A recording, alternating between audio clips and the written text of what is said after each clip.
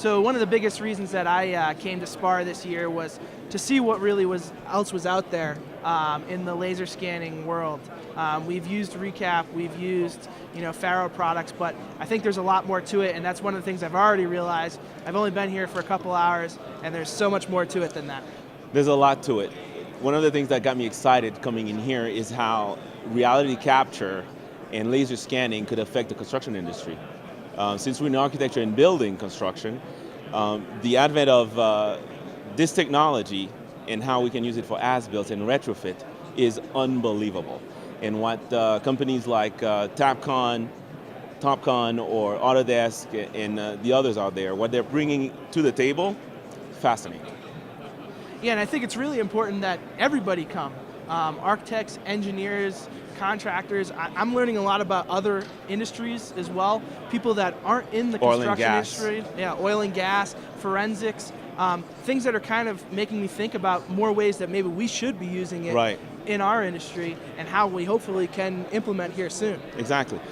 One of the things I noticed is how the developers of software, such as Autodesk and Bentley, are helping the users, if you will, capture that data and keeping the format of those files interoperable enough that you can use it for other means without having to recapture or redo everything.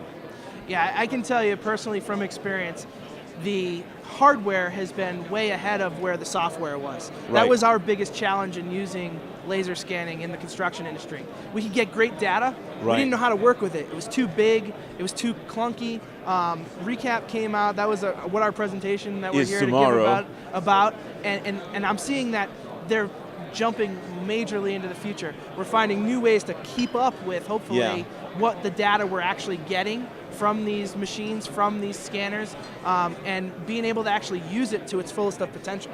Right, exactly. And because the promise of BIM is that we can take all this data and do stuff with it, analyze it, and process it without having to recreate it, but keep it rolling downstream so that future users can reuse that same data and create a sole source of truth, then the facility managers of those plant that we built, or of those construction, of those buildings that we built, then those facility managers can take that information and leverage it, whether it's as-built from laser scans or BIMs and models that were used throughout construction and design and were used for facility management. And you can't downplay the benefits of meeting with your cohorts. Other people that are working on this stuff across the United States, across the world. It's extremely important. Hopefully we plan to make some good connections. We've already talked to people we've met in the past and we're rekindling those and learn from them. Hopefully there's people here that we can learn from and hopefully there's people that are going to learn from us. That's one of the best parts, is the networking, seeing what other people that are in the same problems that you're having and the same frustrations, and you realize, oh, I'm not that dumb or that stupid. It's actually people having the same problems. Should I say stupid in camera? But too late.